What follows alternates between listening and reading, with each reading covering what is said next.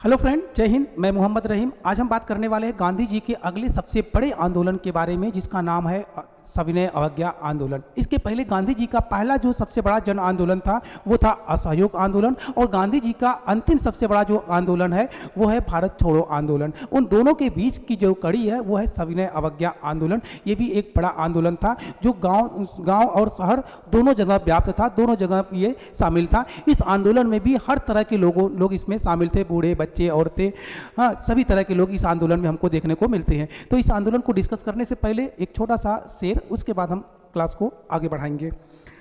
कि खिलौने की तरह दिल के टुकड़े उछाल दिए जाते हैं, खिलौने की तरह दिल के टुकड़े उछाल दिए जाते हैं, हमारे सब नंबर भी ब्लैक लिस्ट में डाल दिए जाते हैं, हमारे सब नंबर भी ब्लैक लिस्ट में डाल दिए जाते हैं। इतनी ज़्यादा भीड़ थी उसके दिल में, इतनी ज़्यादा भीड़ थी उसके दिल में कि हम खुद नहीं निकलते तो निकाल दिए जाते हैं, हम खुद नहीं निकलते तो ढुकरिया के निकाल दिए जाते हैं। यही तो हो रहा है लाइफ में, जीवन में। लड़कियां ऐसे लड़कों को ढुकरिया के निकालती हैं कि ऐसे लड़कियां कुत्तों को नहीं भगाती होंगी जैसे लड़कियों को अपनी ज़िंदगी से भगा देती हैं। हाँ, तो हमारी ज़िंदगी जो है, लड़कों की ज़िंदगी कुत्तों से भी बेहतर है। कुत्तों को तो फिर भी गोद में उठा लेती है, खिला लेती है, प्यार से उसको किस वगैरह भी कर लेती है। लड़के को तो सीधे चप्पल निकालती है और कुत्तों की तरह दौड़ा के मारती है। ठीक है, तो कुत्तों से पूरा ज़िंदगी बना देती हैं ये लड़कियां। क्यों लड़कियों के चक्कर में पड़ती हो यार? चलो आओ, गांधी जी के आंदोलन में शामिल होते तो देश आज़ाद होता। लड़कियों के चक्कर में रहोगे तो कभी आज़ाद नहीं होगे। चलो, सविनय अवज्ञा आंदोलन। सविनय अवज्ञा आंदोलन कब होता है? तो ये आंदोलन होता है 1900। क्या आ रहा है यार ये लड़कियों के चक्कर में? अरे यार, इरेजर लेना है। 1930 में शुरू होता है और चलता है 1934 तक। 1930 में शुरू होता है और 1934 तक ये चलता है। 4 साल तक ये सविनय अवज्ञा आंदोलन चलता है। ठीक है, 4 साल तक ये सविनय अवज्ञा आंदोलन चलता है। अच्छा, इसी सविनय अवज्ञा आंदोलन के अंतर्गत हमको 2 चीज़ें देखने को मिलती है, 2 चीज़ें देखने को मिलती है। ठीक है, हमने अपने ट्रिक में ये भी दिखाया भी था। एक हमने बात किया था डांडी मार्च। डांडी मार्च हटाओ जी, अच्छा नहीं लग रहा है, कलर चेंज। तू मुझे कबूल,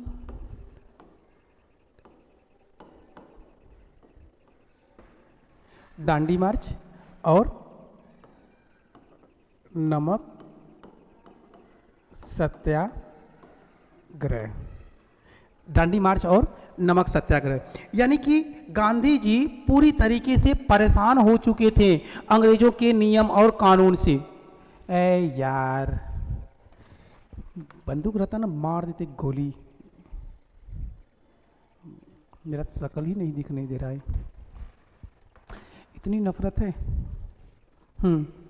डांडी मार्च और नमक सत्याग्रह। गांधी जी अंग्रेजों के नियम और कानून से तंग आ चुके थे, परेशान हो चुके थे।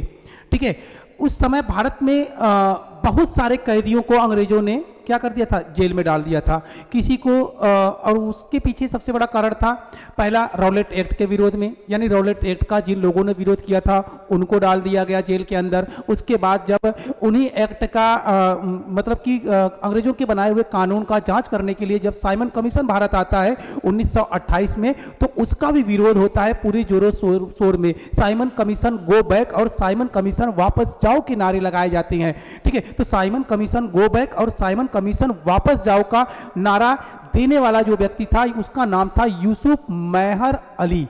क्या नाम था? यूसुफ मेहर अली।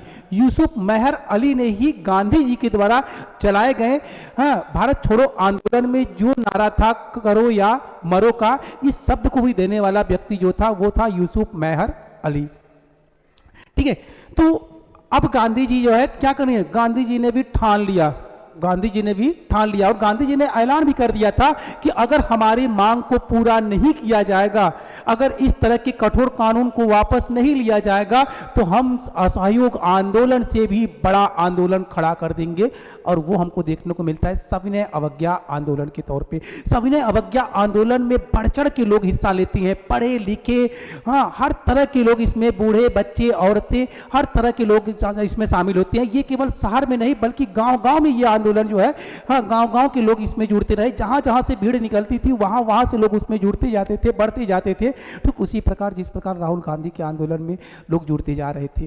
ठीक है, तो जो लोग गांधी जी के आंदोलन को न देखे हों वो राहुल गांधी के उस भारत जोड़ो यात्रा को देख लो तो एकदम जैसे लगता है कि वही गांधी का दौर चल रहा है, वही गांधी अंग्रेजों के खिलाफ लड़ रहे हैं, जैसे राहुल गांधी मोदी जी के खिलाफ लड़ रहे हैं।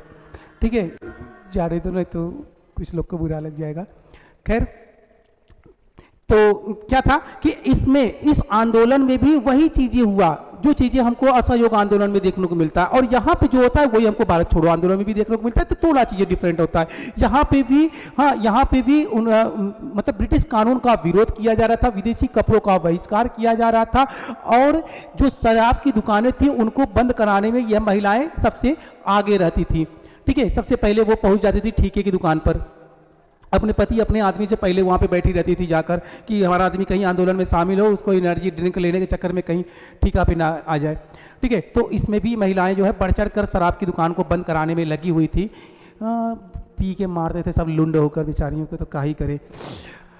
ठीक है, तो दांडी मार्च, अब दांडी मार्च क्या है? तो अंग्रेजों ने यह नियम और यह कानून बना दिया था। उस समय जो भारत का वायसराय था उसका नाम था लॉर्ड इरविन। लॉर्ड इरविन ने नियम बना दिया था कि अब से भारतीय नमक नहीं बना सकते, जबकि भारत में नमक बनाकर अपनी जीविका को चलाने वाले भारतीयों की संख्या बहुत ज्यादा मात्रा में थी। तो ऐसे में जब यह नियम और कानून गांधी जी को पता चलता है तो गांधी जी से रहा नहीं गया और उन्होंने आह्वान कर दिया असहयोग सविनय अवज्ञा आंदोलन का। और सविनय अवज्ञा आंदोलन के अंतर्गत ही उन्होंने नमक कानून को तोड़ने के लिए नमक सत्याग्रह चलाया। और नमक सत्याग्रह में क्या होता है? दांडी मार्च होता है। अब दांडी मार्च क्या होता है और कैसे होता है तो थोड़ा सा हम इसको भी देख लेते हैं। दांडी जो है, ध्यान दीजिएगा, जो दांडी है, हाँ, जो दांडी है, इसको मैं कैसे लिख दूं, चलो, दांडी जो है वो शुरुआत होता है कहां से? गुजरात से। कहां से होता है? गुजरात। ये गुजरात से होता है और गुजरात में ही रहता है। गुजरात से शुरू होता है और गुजरात में ही रहता है।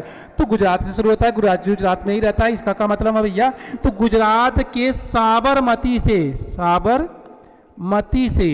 साबरमती से गांधी जी अपनी यात्रा को शुरू करते हैं और गुजरात के दांडी तक का यात्रा करते हैं।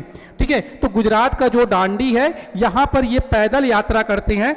इनके पैदल यात्रा में, हाँ, इनके पैदल यात्रा में जो टाइम लगता है उस टाइम को भी थोड़ा सा तो जानना जरूरी है मेरे भाई। क्रिस का गाना सुनेगा क्या? अरे यार,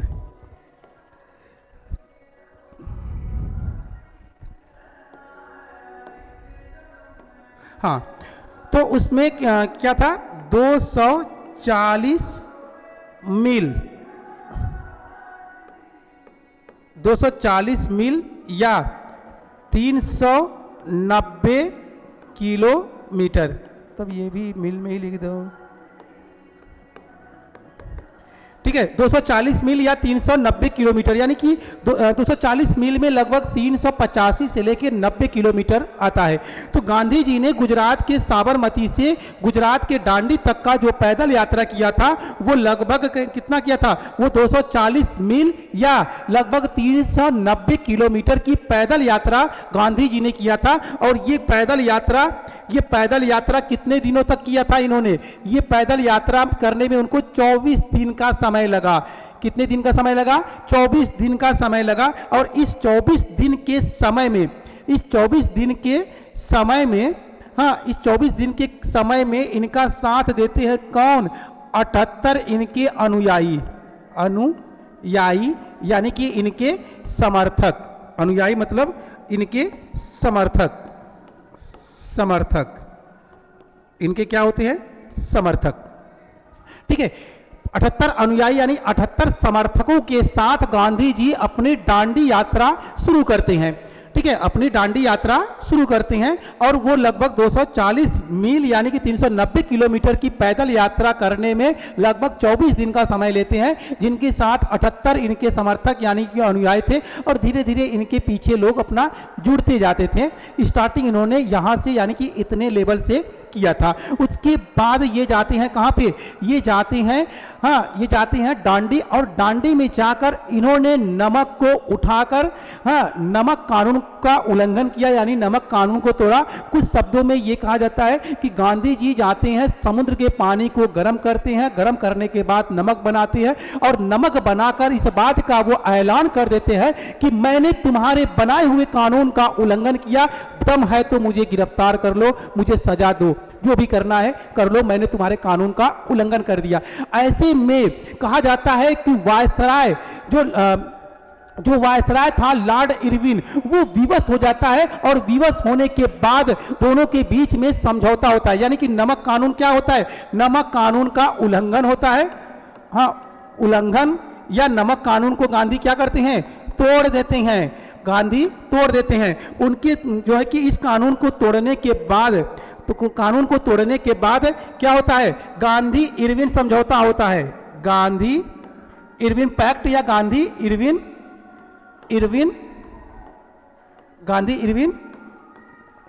समझौता, गांधी इरविन समझौता होता है। और गांधी इरविन समझौता का मतलब वही, मतलब आप समझ ही गए। ठीक है, मतलब वही Gandhi G versus Lord Irwin. और यह समझौता कब होता है? यह समझौता होता है 1931 में। ठीक है, तो गांधी इरविन समझौता के तहत नमक कानून को समाप्त कर दिया गया, नमक कानून को तोड़ दिया गया और यह ऐलान कर दिया गया कि अब से भारतीय नमक बना सकते हैं, अब भारतीय भी नमक बना सकते हैं। इसको नोट करिए, फिर आगे बढ़ते हैं। तुम्हारी तस्वीर के, इसको भी लिखी दे।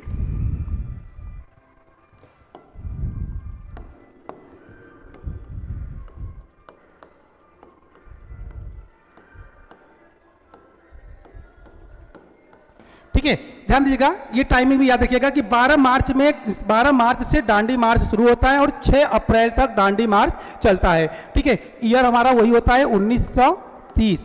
ठीक है, 1930। नमक सत्याग्रह के भी बारे में बात आपसे करेगा कि नमक सत्याग्रह कब हुआ था, तो आप बोलेंगे 1930। गांधी इरविन समझौता कब हुआ था? 1931। इसी गांधी इरविन समझौता के टाइम में 11 सूत्री मांग भी गांधी जी ने किया था। ठीक है, आपके करिए। मेरा काला चश्मा जचना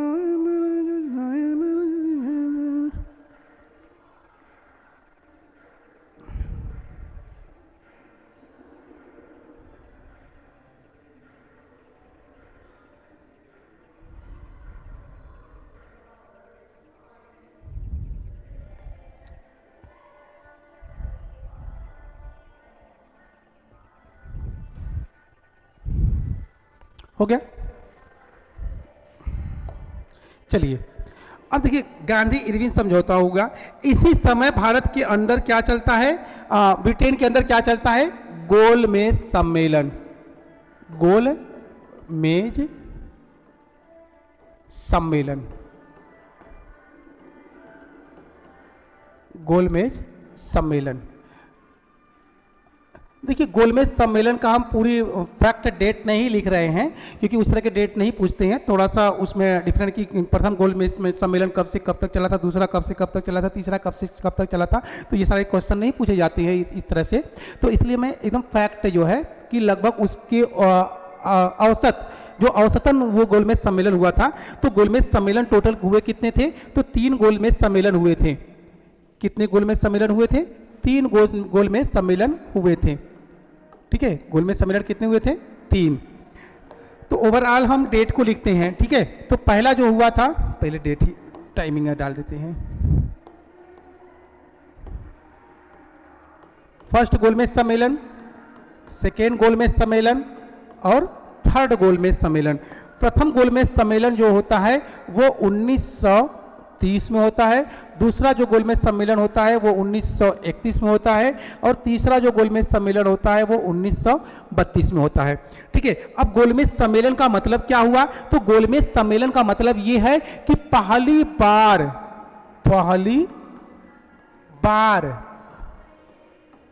भारतीयों को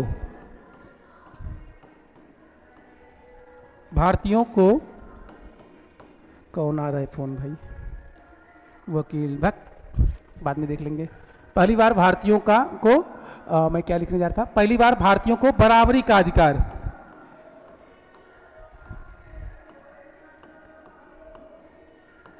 ये कौन गाना बजा रहा है यार? डांस करने का मन कर दे रहा है। यानी कि अंग्रेज जान चुके थे कि भारतीय हमसे क्यों खपा है, क्यों ये नाराज हो रहे हैं। तो भारतीयों को बहकाने के लिए, सहानुभूति पाने के लिए, आंदोलन को कम करने के लिए, उनको बहकाने और फुसलाने के लिए अंग्रेजों ने पहली बार भारतीयों को अपने साथ बराबरी का अधिकार दिया। बराबरी का अधिकार मतलब गोलमेज सम्मेलन। अब गोलमेज सम्मेलन में बराबरी का अधिकार कैसे हो रहा है? तो गोलमेज सम्मेलन का मतलब ये है कि जो वहां पे मेज है, ठीक है, जो मेज है वो राउंडिंग है, मतलब वो गोल है, और गोल मेज पर बैठे हुए व्यक्ति में आप नहीं बता सकते कि कौन सीनियर है और कौन जूनियर है, कौन बड़ा है और कौन छोटा है, ठीक है, कौन उच्च कोटि का है, कौन निम्न कोटि का है। तो इसकी अंदाजा आप नहीं लगा सकते। मगर जो वो वाला बेंच होता है तो उसमें जो सामने बैठे होते हैं वही सीनियर होते हैं, वही मेन होते हैं। ठीक है, तो पहली बार भारतीयों को बराबरी का अधिकार देने का प्रयास किया अंग्रेजों ने। कहां पे? गोलमेज सम्मेलन में। वहां पे वो गोलमेज सम्मेलन क्यों रखे थे? कि भारतीय इस गोलमेज सम्मेलन में आए, और इसे रखा गया था कहां पे? लंदन में। तो ध्यान रखिएगा कि जो गोलमेज सम्मेलन था उसका आयोजन कहां पे किया गया था? तो लंदन यानी कि ब्रिटेन में किया गया था। ठीक है, और गोलमेज सम्मेलन को रखने की देखो, इसमें तो सभी भारतीय नेताओं को इसमें शामिल करने की बात किया गया था। सारे नेताओं को बुलाया गया था, हर बटालियन, हर ग्रुप, हर तमाम तरह के जगहों से जो बड़े बड़े लीडर थे सबको बुलाया गया था इसमें सम्मानित करने के लिए।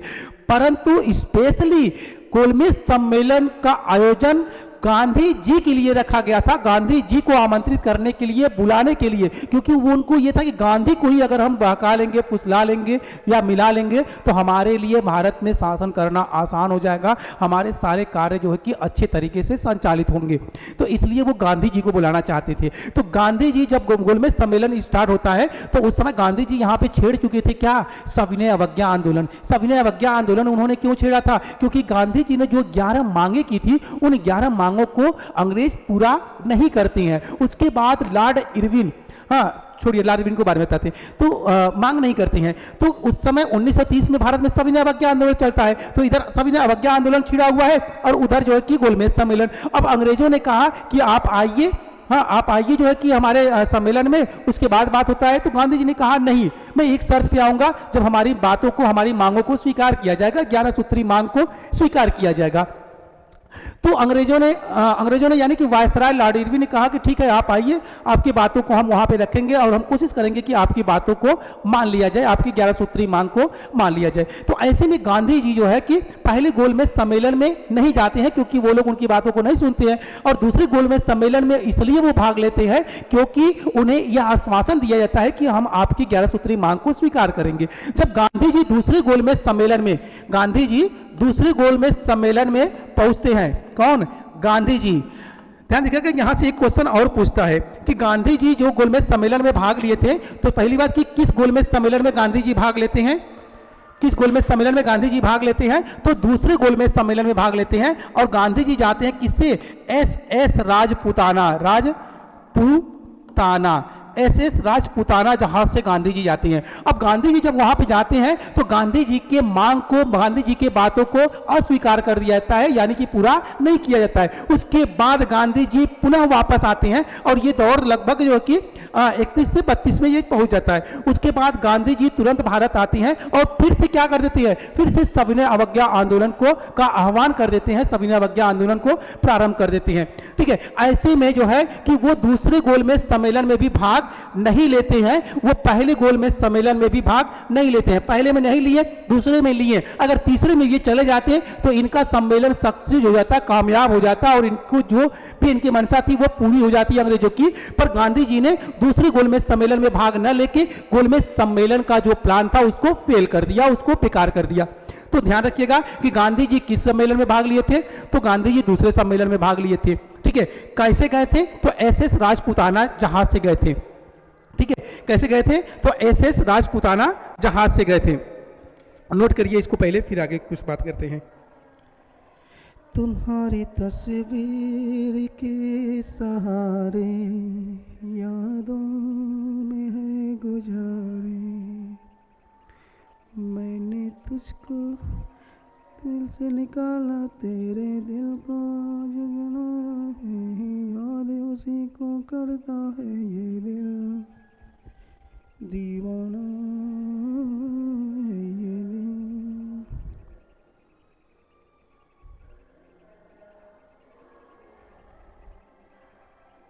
मैं क्या सोच रहा था, हाँ चलो, अच्छा एक क्वेश्चन और आप याद रखिएगा कि वो कौन, भारत की तरफ से वो कौन सा व्यक्ति था जो तीनों गोलमेज सम्मेलन में भाग लिया था। तो तीनों गोलमेज सम्मेलन में भाग लेने वाले जो व्यक्ति थे वो थे डॉक्टर भीमराव अंबेडकर।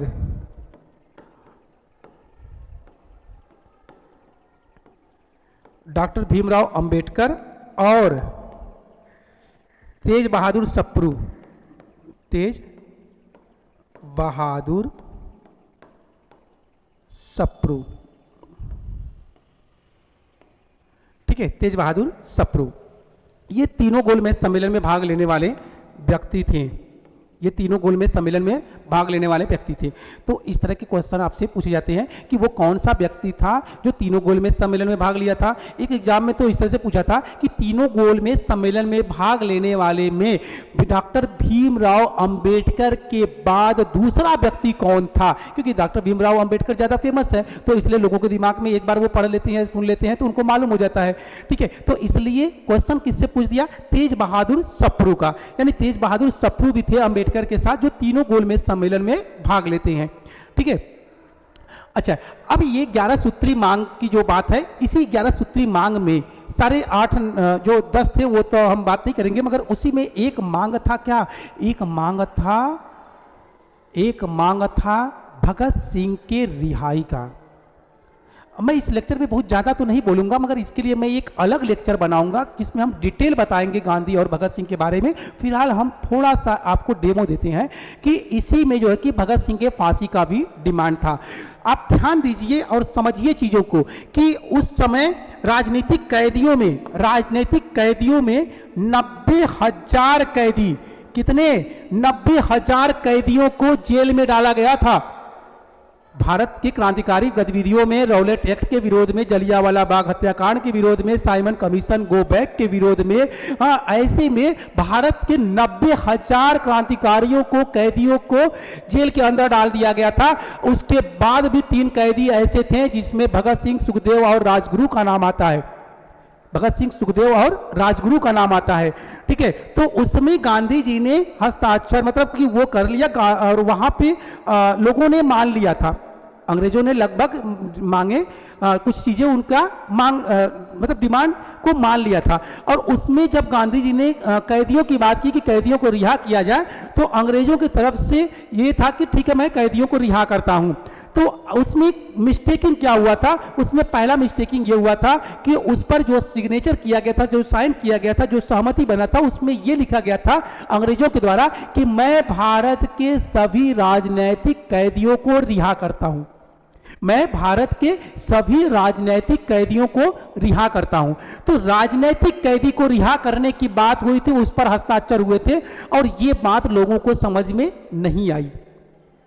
ठीक है, जब पूरे 90,000 कैदियों को रिहा किया गया और 3 कैदियों को रिहा नहीं किया गया, तो गांधी के साथ साथ पूरी भारत बड़ी अफसोस में पड़ गया, बड़े आश्चर्यचकित में रह गया कि यह बाकी 3 कैदियों को क्यों रिहा नहीं किया गया।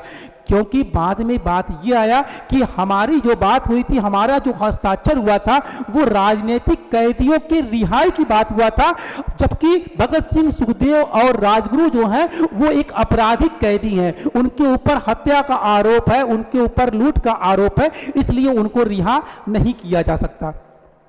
ठीक है, तो अब एक तरफ 90,000, अब कुछ लोगों को यह था कि गांधी, कुछ लोग क्या, ये आपकी जो खान सर हैं, ये भी अपना अलग ही एजेंडा तैयार करते हैं कि गांधी चाहते तो वो करके जो है फांसी को टाल सकते थे, उनके पास वीटो था, उनके पास ये था वो था, ये वीटो लगाकर फांसी को रुकवा सकते थे, जो है जो वायसराय लॉर्ड इरविन था, इस तरह की वो बातें करते हैं। तो कहाँ से तुमको ये समझ में आना चाहिए कि यहाँ एक तरफ 90,000 कैदी है और दूसरी तरफ 3 लोग हैं।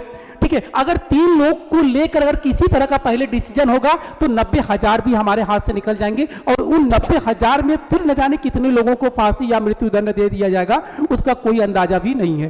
पहली बात। दूसरी बात यह है कि गांधी जी यहीं पर रुकते नहीं हैं। गांधी जी ने कई बार प्रयास किया अलग अलग समय में, अलग अलग तरीके से, हाँ, ब्रिटिश गवर्नर से, ब्रिटिश वायसराय से, ब्रिटिश के जो मेन लीडर थे, मेन अधिकारी थे, हर तरह से हर लोगों से बात किया था भगत सिंह की फांसी को टालने के लिए, उनके मतलब अपराध की सजा को कम करने के लिए कई बार उन्होंने प्रयास किया था। अंत में तो उन्होंने एक इमोशनल पत्र भी लिखा था लॉर्ड इरविन को, और वो इतना ज्यादा इमोशनल पत्र था कि शायद अगर वो पत्र अगर समय से इरविन के पास पहुंच गया होता तो शायद फांसी की सजा टल भी सकती थी। मगर जिस डेट पे फांसी की सजा सुनाई गई थी उस डेट पर न होकर उसके एक दिन पहले फांसी हुआ, और दूसरी चीज शाम को हो गया 7:15 पर फांसी की सजा 7:15 पर। गांधी जी के कई बार प्रयास करने के बाद भी वो गांधी जी जो अहिंसावादी थे उन्होंने हिंसा तक की धमकी दे दिया कि अगर फांसी देते हैं भगत सिंह को तो ऐसे में देश का माहौल खराब होगा, चारों तरफ हिंसा फैलेगी, कत्लेआम होगा। ठीक है, इसलिए भगत सिंह के फांसी को आप देकर एक बहुत बड़ा गलती करेंगे, तो आप जो है भगत सिंह के फांसी की जगह पे उनको कुछ साल का सजा या उनके अपराध को कम कर दीजिए, हाँ, उनको आजीवन कारावास दे दीजिए, मगर भगत सिंह को फांसी की सजा न दे। इससे देश का माहौल बदलेगा, सांप्रदायिक दंगे होंगे। मगर अंग्रेज नहीं माने। सोचिए कि गांधी जी के बार बार प्रयास करने के बाद जो लॉर्ड इरविन था वो एकदम विचलित हो गया था, उसका हृदय परिवर्तित हो चुका था। लॉर्ड इरविन के अगर हाथ में होता तो गांधी जी के इतने बार फरमान और इतने बार रिक्वेस्ट करने के बाद, इतने बार पत्र लिखने के बाद लॉर्ड इरविन भगत सिंह, सुखदेव और राजगुरु की फांसी को रोक देता। मगर लॉर्ड इरविन के भी हाथ में नहीं था वो फांसी, लॉर्ड इरविन के हाथ में भी नहीं था। लॉर्ड इरविन के ऊपर जो है पंजाब के सारे अधिकारियों का दबाव था, और पंजाब के सारे अधिकारियों की वजह से ब्रिटेन से भी दबाव था। उनको यह था कि यही एक मौका है भारतीयों के अंदर दहशत डालने का, दहशत फैलाने का, कि अगर भगत सिंह को फांसी नहीं देंगे तो भारतीय इसी तरह से हमारे खिलाफ जो है कि क्या करेंगे, धरना प्रदर्शन ही नहीं करेंगे, बल्कि हमें इस तरह से जो है कि कहीं भी जो है खड़ा करके मार देंगे, गोली मार देंगे। सैंडर्स की हत्या का भी आरोप था क्या, भगत सिंह मारे ही थे, इसमें कोई दो राय नहीं है। हाँ, भगत सिंह वो थे जो सैंडर्स को मारने के बाद वहां से भागे ही नहीं, वही डट के खड़े रहे, और आओगे जितने आओगे सबको मार देंगे। भगत सिंह को मौत का कोई खौफ ही नहीं था, जीने का कोई मतलब उद्देश्य ही नहीं था कि वो जिए। वो सिर्फ एक ही चीज चाहते हैं, देश की आजादी। वो सिर्फ देश की आजादी के लिए लड़ रहे थे, देश की आजादी को चाह रहे थे। भगत सिंह को वहां से बचाकर निकालने वाला, जबरदस्ती खींच कर लाने वाला व्यक्ति जो था वो थे चंद्रशेखर आजाद। चंद्रशेखर आजाद का ही सारा प्लानिंग था। चंद्रशेखर आजाद के ही प्लानिंग के तहत सैंडर्स की हत्या हो, या फिर काकोरी बम कांड हो, या असेंबली काकोरी ट्रेन को लूटना, या असेंबली बम कांड हो, ये सारा जो की चीजों का जो मास्टरमाइंड थे वो चंद्रशेखर आजाद थे। चंद्रशेखर आजाद एक तरह से भगत सिंह के गुरु हुआ करते थे। ठीक है, कई जगहों पर चंद्रशेखर आजाद ने भगत सिंह को बचाने का प्रयास किया। ठीक है, अच्छा, अब यहाँ पे गांधी जी का पत्र हमने बताया कि सही टाइम पे नहीं पहुंचा। लास्ट टाइम में गांधी जी ने एक मुस्लिम व्यक्ति को भेजा, क्योंकि भगत सिंह का मुस्लिमों के प्रति बड़ा अलग ही सम्मान और आदर था। उनको लगा कि शायद ये इनके बहुत करीबी है, इनकी बात को वो मान ले। मगर दिक्कत इस बात का था, गांधी जी बचा लेते और वो खुद जो कि इस चीज को मतलब लॉर्ड इरविन खुद उनको वो कर देता। मगर भगत सिंह को पता नहीं क्या था, भगत सिंह खुद चाहते थे कि मुझे फांसी हो। क्यों? क्योंकि वो उनके दिमाग में ये था कि जब मुझे फांसी होगा तभी देश के अंदर क्रांति आएगा, तभी देश की आज़ादी के लिए युवा क्रांतिकारी छेड़ेंगे और देश के लिए लोग लड़ेंगे, लोगों के अंदर जोश आएगा, जुनून आएगा और हमारे बदले की भावना लोगों के अंदर आएगा, इसलिए मुझे फांसी होना ही चाहिए। उन्होंने अदालत में खुद अपने गुनाहों को कबूल किया था।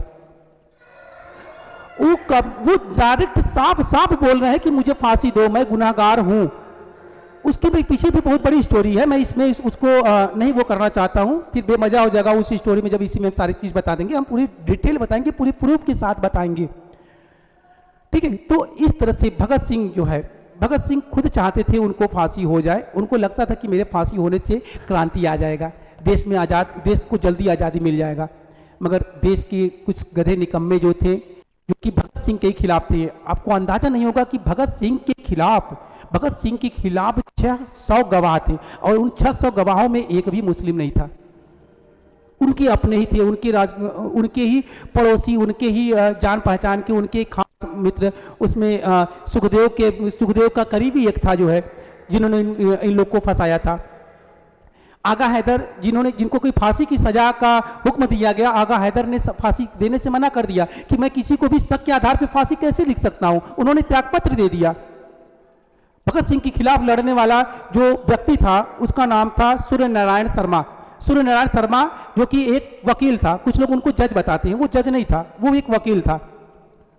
वो भगत सिंह के खिलाफ लड़ रहा था, भगत सिंह की फांसी तक पहुंचाने का कार्य उसी ने ही किया था, ठीक है। तो भगत सिंह के कपड़ों को लेकर किसी ने वो किया था कि भगत सिंह जब सैंडर्स को मारे थे तो वो इस कलर का कपड़ा पहने थे। तो भगत सिंह जानते हैं, अदालत में हंसते हुए बोल रहे हैं कि अरे गधे, फांसी तो हत्या तो हमने ही किया था, हाँ इसमें कोई दो राय नहीं, मगर कम से कम सत्य बोलो कि मैंने उस कलर का कपड़ा नहीं पहना था, मैंने तो इस कलर का कपड़ा पहना था। तो इस तरह से भगत सिंह ने खुद स्वीकार किया और वो खुद चाहते थे कि फांसी हो, वो जाना ही नहीं चाहते थे, वो भागना ही नहीं चाहते थे। नहीं तो कुछ ऐसे क्रांतिकारी थे जो उनको निकाल सकते थे, उनको थे। हाँ, अगर ये होते, इनके पास थोड़ा और पावर होता या थोड़ा सा और ज़्यादा जागरूक होते तो बचा सकते थे सरदार वल्लभ भाई पटेल करें, चंद्रशेखर आज़ाद। खैर जो भी है, चलिए, तो हम बात कर रहे थे गोलमेज सम्मेलन की, तो इसी तरह से गोलमेज सम्मेलन से रिलेटेड जो क्वेश्चन आपसे पूछे जाएंगे तो वो यही रहेगा। तो इस लेक्चर को हम यहीं पर समाप्त करते हैं। नेक्स्ट लेक्चर में हम भारत छोड़ो आंदोलन को लेकर आएंगे और उसी में हम थोड़ा सा इसका भी डिस्कस कर लेंगे। क्या इसका डिस्कस करना, इसमें बता देते हैं कि जो साइमन कमीशन था, इसका गठन लंदन में होता है 1927 में। 1928 में ये भारत आता है। क्योंकि ये राजनीतिक गतिविधियों की जांच करने के लिए आता है, इसमें 7 सदस्य होते हैं, इन 7 सदस्यों में एक भी भारतीय नहीं होते हैं। इसकी वजह से भारत के लोग इसका विरोध करते हैं, साइमन कमीशन गो बैक का नारा देकर, ठीक है। इसी समय जो है कि इसी समय लाला लाजपत राय की मृत्यु हो जाती है और इसी मृत्यु का बदला लेने के लिए 1928 में इनकी मृत्यु होती है और इसी मृत्यु का बदला लेने के लिए भगत सिंह ने सैंडर्स की हत्या की थी। भगत सिंह ने सैंडर्स की हत्या की थी, ठीक है। तो ये साइमन कमीशन गो बैक का नारा पूछता है कि किसने दिया था, तो यूसुफ मेहर अली ने। तो इससे ज्यादा क्वेश्चन आपसे नहीं पूछे जाएंगे। तो इस लेक्चर को हम यहीं पर समाप्त करते हैं। नेक्स्ट लेक्चर में फिर आपसे मुलाकात होंगे। जय हिंद, जय भारत।